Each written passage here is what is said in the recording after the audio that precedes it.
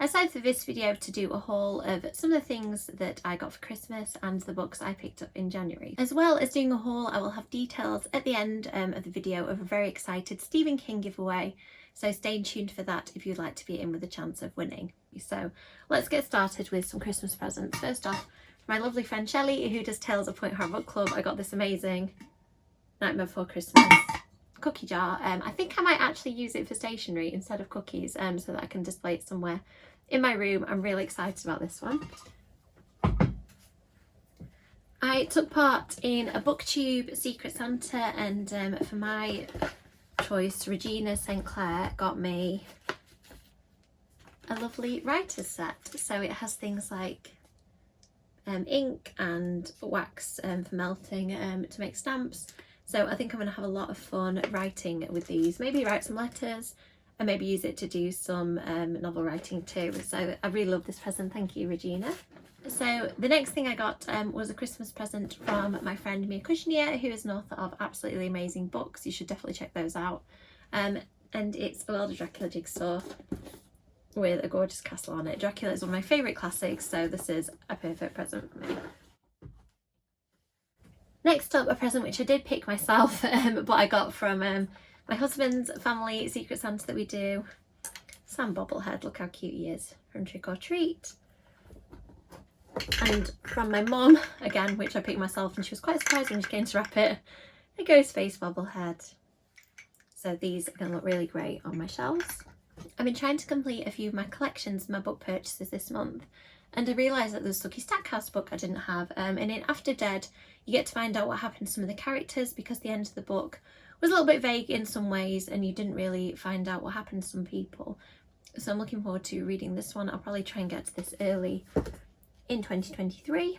And then I've been collecting the Aurora Tea Garden books by Charlene Harris, which I've been really enjoying. One of those series is that the covers have changed through the series, so I've got one lot of covers that all match each other, and then these three don't match the set, but I don't really mind as long as I've got them. So this is the third to last book, Poppy Done to Death, Sleep Like a Baby, and All the Little Liars. I'm really enjoying this series. If you like the True Blood books or the Sookie Stackhouse books, these are very similar in terms of mysteries centred around a female main character, but there's no supernatural involved. Next up, a series that I found on Books to Door of Charlene Harris's books, which, oops, one extra on there. So Charlene Harris's books, I don't know much about these. They are the Harper Connolly books. I just like the fact that they were a good offer. The spines look really nice together, so just show you the covers. I like how simple these are. I love the colour palette.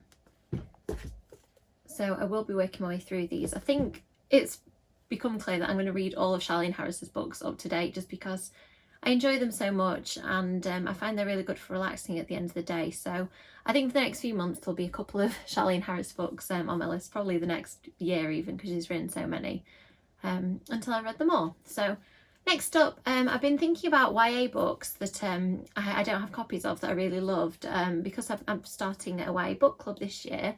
And I really loved After the Fire, and I think this one, it looks like it's out of print, or they're getting ready to print a new edition or something, because it's hard to track down new copies of this, but I managed to find a second-hand one.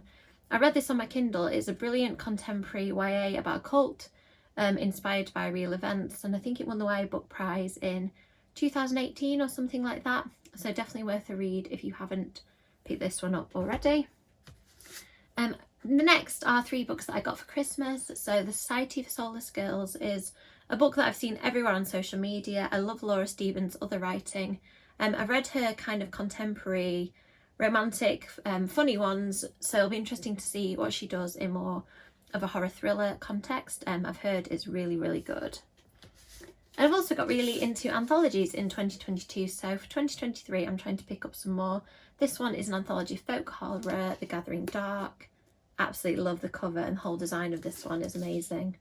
It's edited by Tori Bovolino, and it's got stories by authors like Chloe Gong, Hannah Witten, Courtney Gold, Alex Brown, lots of other authors doing their take on folk horror, so I'm excited to try this one out. And of course, it wouldn't have been Christmas without getting the new Holly Jackson book that came out. I think, was it earlier in December or did it come out in November? But in any case, I knew I needed this one, so I was prepared to wait for Christmas. I love the tagline, 8 hours, 6 friends, 1 sniper. I think that Holly Jackson is an amazing thriller writer, so I'm excited to read this one, probably this month.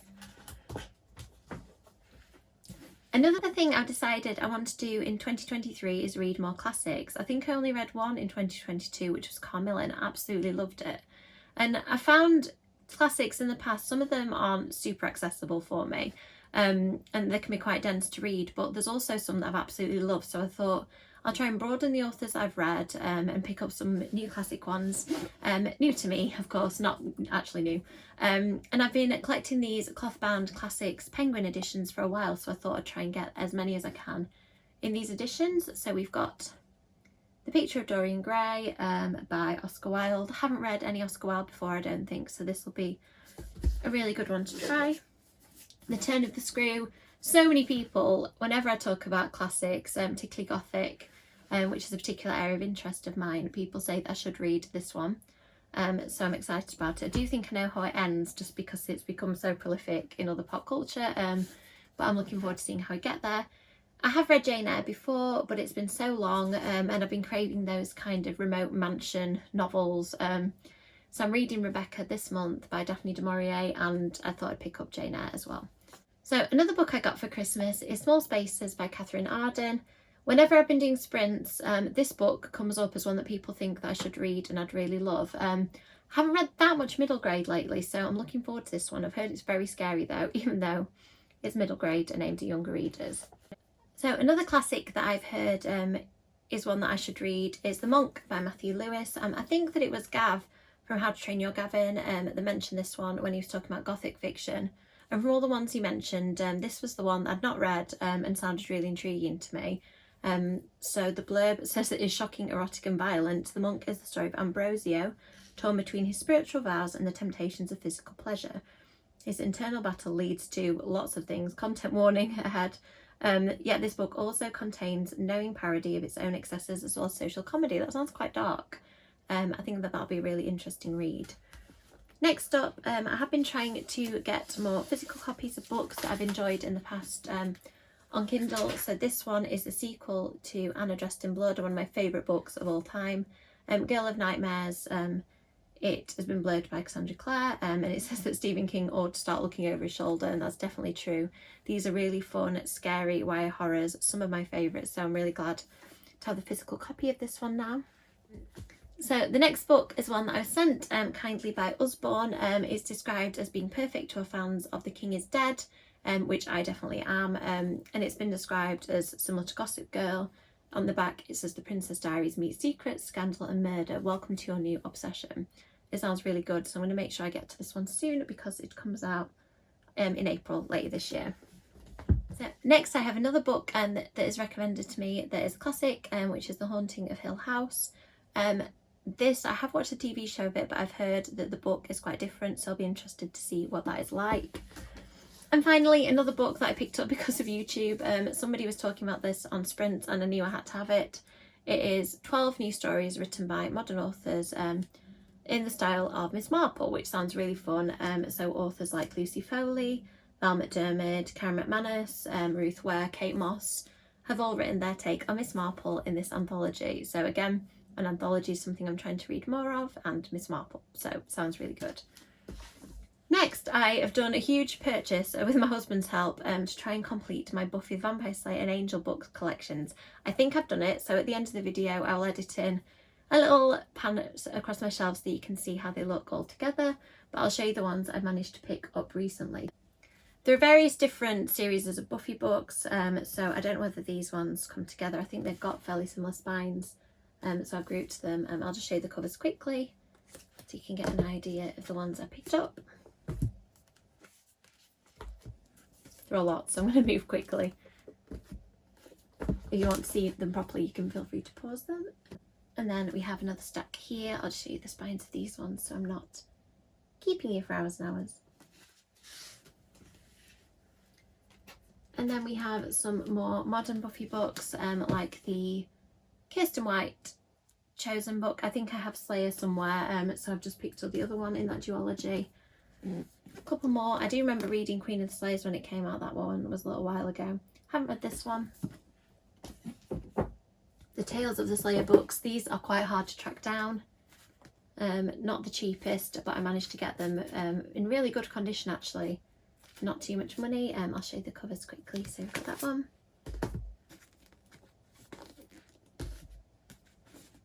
Love the colour of that one. And that. And then this one, I think, so it's a novel, but it also is illustrated, which is really cool. It's a bit of a hybrid of a graphic novel and a novel. And then this is one of the more recent Buffy books that I realised I didn't have, Big Bad by Lily Anderson. So I'm going to prioritise reading that this year because I've really enjoyed Kendara Blake's take on the Buffyverse and William Ritter's Spike book, Bloody Fool for Love, have recently been both been big hits for me. So I'm looking forward to this one as well. Let's see what else I've got. I think I've shown you all the Buffy ones. So the Angel books are fairly similar in branding, so I'll just show you. Oops, maybe this way. Show you the spines of the ones I picked up to complete my collection. And that's what the covers look like. They've generally got photographs of the characters on them. Next up, I've been trying to get all of the Anita Blake Vampire Hunter books. There are absolutely loads of them. This is just a small chunk. I don't know how she's written so many books.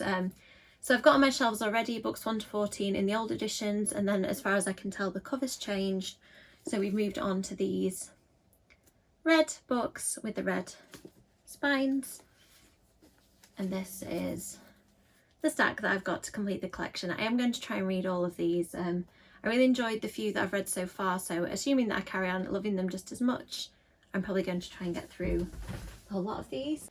And then finally, I've got some gifted books. I've become friendly with Elizabeth Sagewood. You should definitely check out her channel if you're into horror and similar books to me, because Elizabeth has great taste and reads a lot of vintage books, is really into Buffy. So I've sent her some of my Buffy books, and she sent me a lovely package of things from Canada. I'll just show you some of the bits, like a maple leaf notebook, some sweets, which I can't show you because I ate them, some magnets and pens, and then some really cool vintage books that she thought I'd like. So I'll just show you these. We have got Return of the Vampire, which I think was actually a point horror in the UK, but is a point book in Canada, which I don't have. Haunted Campers. I've not read any of these, so that'll be interesting. Are You Afraid of the Dark? I used to love on TV, so this will be fun. Christopher Pike book. I've been trying to read more Christopher Pike, so that is a really appreciated one as well.